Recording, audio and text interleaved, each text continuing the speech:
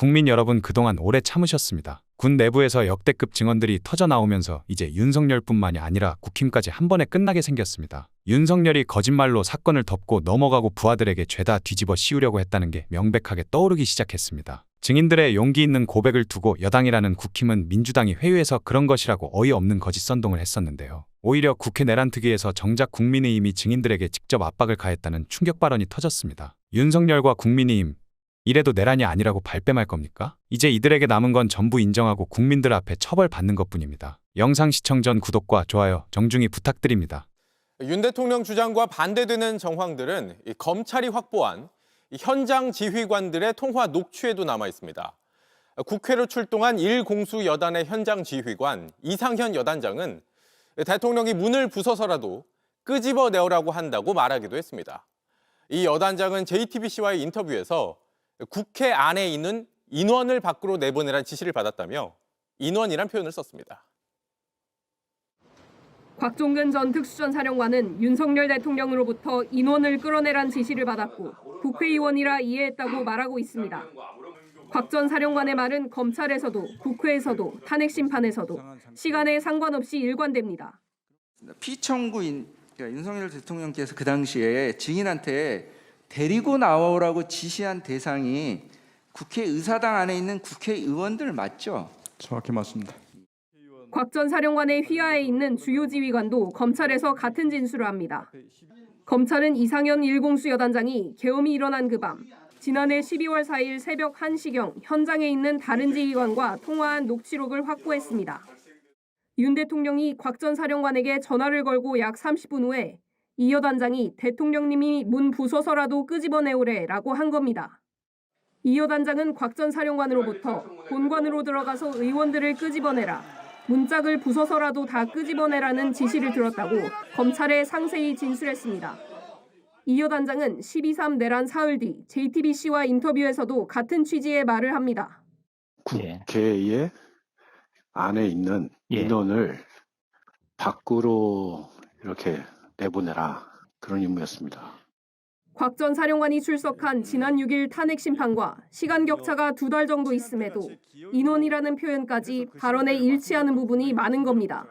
네, 1공수 특전 여단장 이상현 준장입니다. 네, 국회에 출동하셨잖아요. 계엄 당일날. 네, 네, 그때 사령관님께서 상부 지시로 문을 부수고 국회의원 끌어내라, 필요하면 전기를 차단해라 이런 지시를 받았죠? 네. 네. 어떻게 정확한 워딩은 지시를 받은 거예요? 00시 50분에서 01시 사이에 보안폰으로 전화하셨습니다.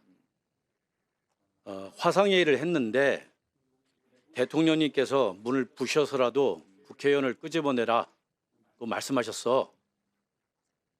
전기라도 필요하면 끊어라.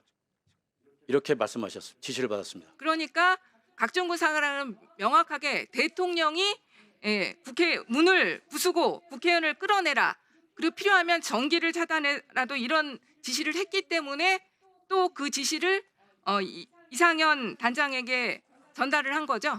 네, 그래서 저는 군인은 상관의 중요한 지시를 받으면 기계적으로 복명복창하도록 되어 있습니다. 그래서 제가 복명복창을 대통령님께서 그런 지시를 하셨다는 말씀이십니까?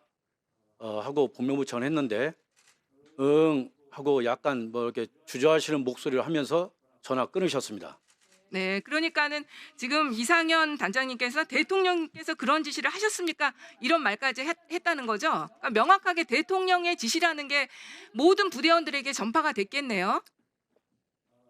모든 부대가 아니고 제 차에서 그 받았기 때문에 차량에 탑승한 내부 인원들이 몇 명이 들은 걸로 확인했습니다. 그러니까 차량에 4명이 탑승했고 차량에 있는 인원들은 다 들었을 것이다. 그럼 혹시 여기 증인 중에 차량에 탑승한 사람 혹시 있나요? 네, 작전 참모 있습니다. 네, 그럼 작전 참모 나오세요. 그리고 마침 그 전화가 끝날 때쯤 일대대장 전화가 왔습니다. 그래서 제가 동일한 대통령께서 이러한 지시를 하셨다라고 했는데 나중에 수사 과정에서 그 녹취가 돼 있는 게 확인됐습니다. 네, 녹취까지 있다는 것이죠? 네. 네, 알겠습니다. 작전 부장님도 잠깐 앞으로 잠깐 대기하고 계시고요. 예, 지금까지 작성합니다. 그 여단장님 진술 들으셨잖아요. 예, 네, 모두 사실이죠? 예, 사실입니다.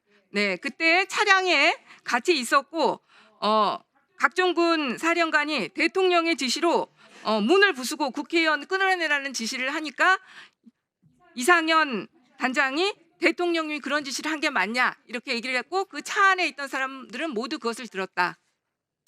예, 문맥상으로 맞고 제가 그 정확한 워딩은 기억하지 못하지만 대통령님 지시라는 그 단어는 제가 기억하고 있습니다.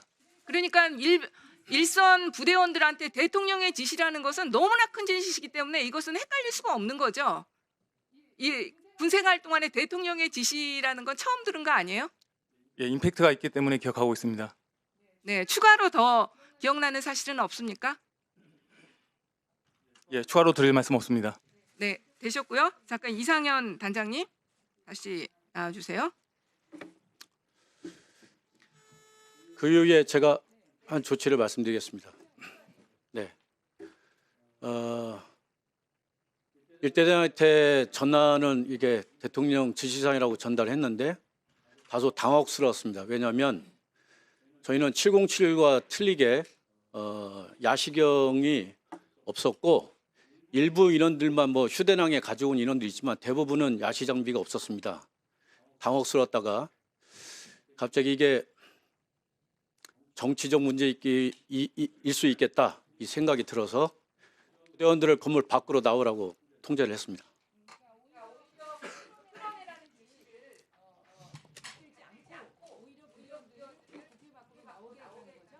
네, 그렇습니다. 네, 그리고 상황이 끝나서 부대로 복귀한 후에 지휘통제실에 가서 상황일지를 절대 수정하지 마라. 지휘관을 위하거나 부대를 위해서 수정하지 마라. 이 시간 이후에 수정되면 실무자는 공문서 위주로 처벌받는다라고 지시를 했고 제 방에 들어와서 수첩을 꺼내서 있었던 일을 다 기록을 하고 제가 혹시 제 변호를 위해서 연필로 수정하면 또 수정할 수 있을 것 같아서 볼펜으로 수정을 했고 그것을 검찰 조사 때 제출했습니다. 개업날 박정근 사령관하고 지통실에 같이 있었나요? 그렇습니다. 네, 그때 각종군 사령관이 코드원 대통령으로 추정되는 코드원으로부터 전화 받는 거 본 적 있죠? 코드 1이란 단어는 제가 직접 듣지 못했고 곽 사령관님께서 많은 전화를 받던 중에 조금 긴장하면서 받는 전화가 있으셔가지고 누구 전화길래 저렇게 하나 의구심이 들어서 옆에 있는 그 간부한테 물어봐서 그분을 통해서 코드 1이라는 단어를 들었어요. 옆에 있는 간부는 누굽니까? 예, 그 특전사 주임원사. 주임원사예요? 그러니까 그 주임원사가 코드원이다. 그리고 군에서 코드원은 통상 VIP 대통령을 뜻하는 거죠. 그렇게 알고 있습니다. 그 전화를 받으면서 각종군 사령관의 태도가 어땠나요? 엄중한 상황이어서 정확한 기억은 나지 않지만 조금 다른 전화보다는 조금 경직된 모습으로 전화를 받으셨던 것 같습니다. 경직된 톤으로 예예 들어가겠습니다. 이런 말을 한 거는 들었죠? 예, 멀지 않은 거리여서 그 부분은 들었습니다. 네, 들어가겠습니다. 네, 그때 상황으로는 뭐 국회에 들어가겠다는 그 말로 이해하는 것 수밖에 없는 상황인 거죠? 특전사가 국회에 나가 있었기 때문에 그렇게 인식을 했습니다. 사실 여기 정인으로 나와 있는 분들이 있는데 어저께 국민의힘 모 의원실에서 청문회 전에 그 정인을 좀 만나자고 제의를 했습니다. 그런데 보니까 그 한겨레 신문에 났던 그 사람이 주장했던 거나 수사 기록에 대해서 꼬치꼬치 물으면서 하려고 시도를 했거든요, 실제. 그래서 오늘 청문회장에 나오기 전에 한 30분 전에 와서 보자라고 제의를 했는데 본인은 거절을 하고 되게 압박감을 느꼈다는데 사실 왜 정인을 하루 전에 이렇게 만나려고 합니까? 그리고 예를 들어서 형사법원에서도 재판관이 재판을 하루 앞두고 검사 측이든 피고인 측이든 만나려고 시도하는 거 아니겠습니까? 누가 증인을 만나려고 그래요? 여기 국민의힘의 임종덕 의원실에서 그걸 어제 시도했고 그래요? 예. 제가 제보를 받았습니다. 이런 것들이 사실 해유죠. 그리고 또 압박하려고 그러고 사정 공작으로 저는 해유라기보다 공작으로 보여요. 합참 개헌 과장님 나와주세요.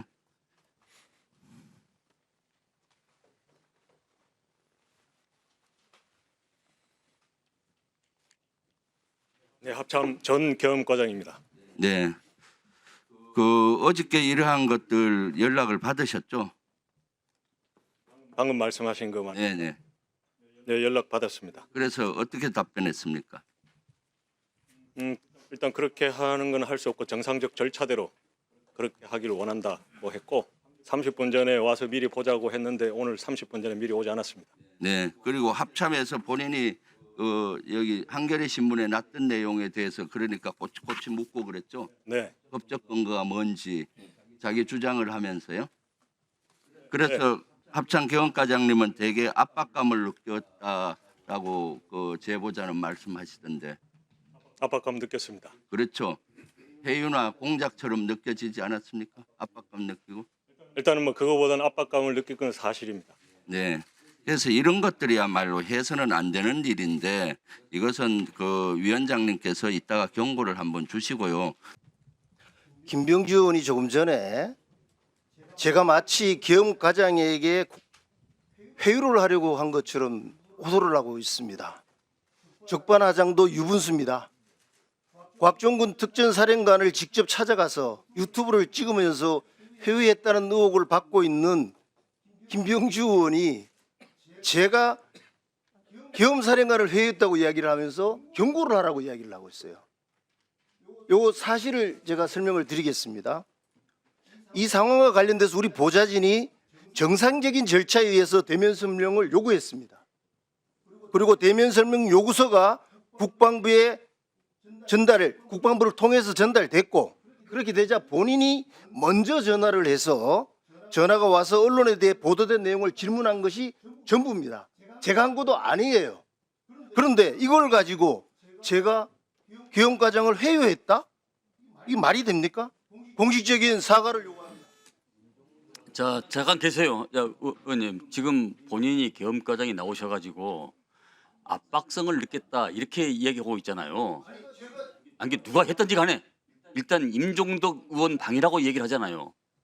예. 그 점을 유의해 주시고 오늘 제가 본 위원장이 이 방첩사와 특전사의 우리 간부 장선단이나 영관급들이 질의 답변을 내용을 보니까 특전사는 모의 연습을 안고 나온 것 같아요. 그러나 방첩사는 제가 판단컨대 상당히 모의 연습을 하고 나온 것 같습니다.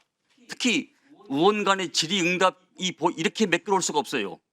막힘이 없을 수가 없어요. 똑바로 하세요.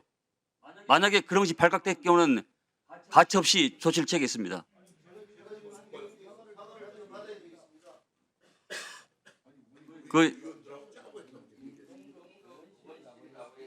아니 내가 지금 가만히 다 알고 있어요. 다 알고 있어요. 예, 더 이상 안 들어가게 해주세요. 더 이상 안 들어가게 해주세요. 자, 더 이상 깊이 안 들어가게 해주세요. 예. 자, 박준태 의원님 질의해 주십시오. 오늘 영상은 여기까지입니다. 대한민국 정상화를 위해 끝까지 힘쓰겠습니다. 여러분의 구독과 좋아요로 힘을 보태주세요. 감사합니다.